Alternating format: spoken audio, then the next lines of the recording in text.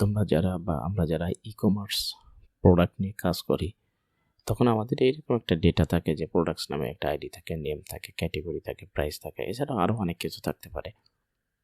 আমরা যখন একটা স্পেসিফিক ফিল্ডের উপরে ফিল্টার করতে চাই, যেমন আমার ইলেকট্রনিক্স ক্যাটাগরির কতটা প্রোডাক্ট আছে বের করে দাও, আমার ক্লথিং এর উপর কতটা প্রোডাক্ট আছে বের করে দাও, এরকম যারা আমরা বিভিন্ন ক্যাটাগরি অনুযায়ী প্রোডাক্ট ফিল্টার করতে চাই, তাদের জন্য একটা চমৎকার ফাংশন বা সিস্টেম লিখতে যাচ্ছি। আশা করি এই কনসেপ্টটা সবার কাজে লাগবে। তো চলো আমরা এই প্রোডাক্টসটাকে আমরা ফিল্টার করতে চাই ক্যাটাগরি অনুযায়ী। তো constant filter product by category.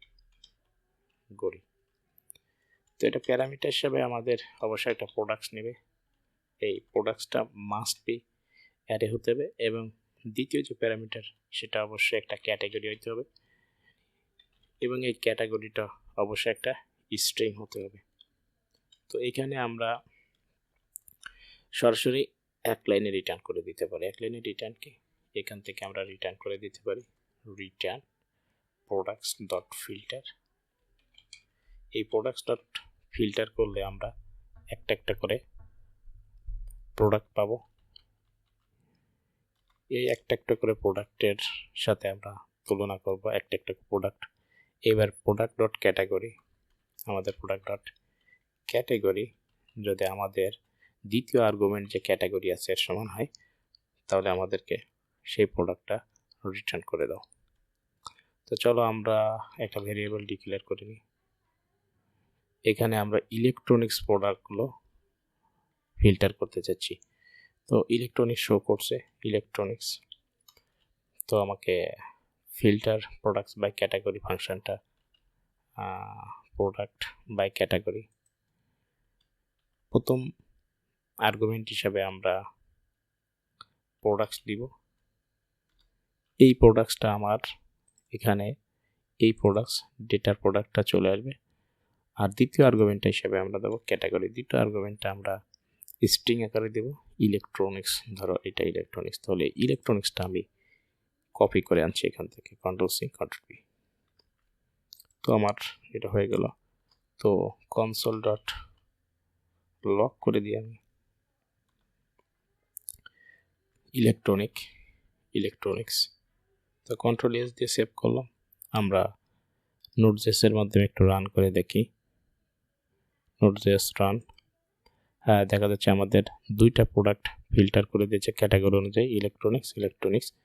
আমরা যদি আর একটা প্রোডাক্ট এখানে আছে ক্লথিং অনুযায়ী ফিল্টার করি, তাহলে constant CLOT clothing filter product by category. দ্বিতীয় এখানে আর্গুমেন্ট হিসাবে আমরা অবশ্যই প্রোডাক্টস দিব,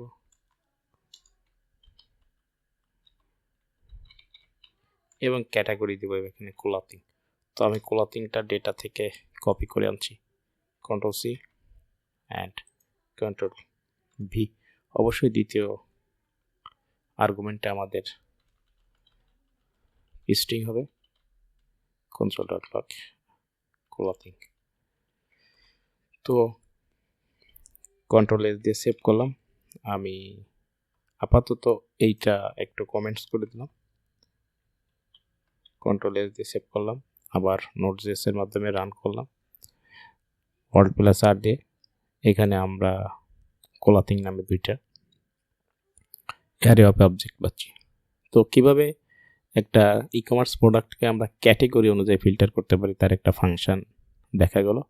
এখন আমাদের একটু ইরর হ্যান্ডেলিং এর পালা। দেখো আমরা যে প্রোডাক্টটা দিচ্ছি এটা অবশ্যই একটা অ্যারে, তাহলে হ্যাঁ যদি এটা আমাদের অ্যারে না হয়, ইফ যদি অ্যারে ডট ইজ অ্যারে এটা যদি না হয় প্রোডাক্টস,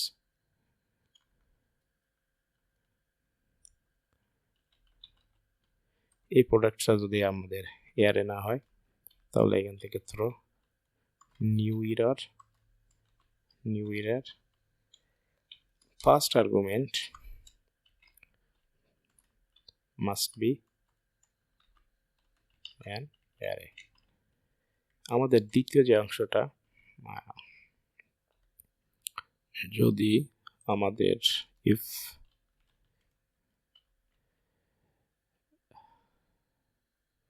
এখানে আমাদের spelling array dot is array, দ্বিতীয় যে উদাহরণটা আমাদের যদি স্ট্রিং না হয়, ইফ টাইপ অফ এটা আমরা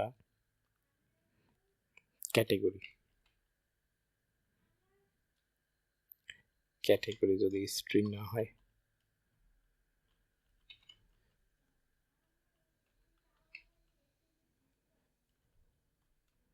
তাহলে আমরা এখানেও ধরো নিউ এরার দেব,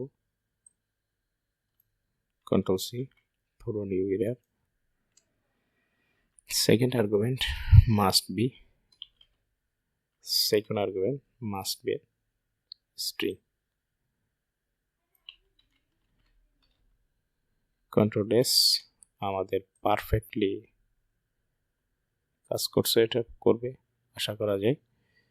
আমরা এখান থেকে একটু কমিয়ে নিলাম, কোডটা ফরম্যাট করে নিলাম এরকম করে, কন্ট্রোল এস দিয়ে সেভ করলাম। আমরা ওয়াল্টার দিয়ে আবার রান করলাম, টাইপ আপ একসাথে হবে, কন্ট্রোল এস ওয়াল্টার। এখন এক্স্যাক্টলি আমাদের সঠিক অ্যান্সারটা বা সঠিক বিষয়টা দেখাচ্ছে। তো আশা করি কীভাবে একটা ই কমার্স প্রোডাক্টস থেকে তার ক্যাটাগরি অনুযায়ী প্রোডাক্টটা ফিল্টার করতে পারি, এই ফাংশনের মাধ্যমে বোঝা গেল।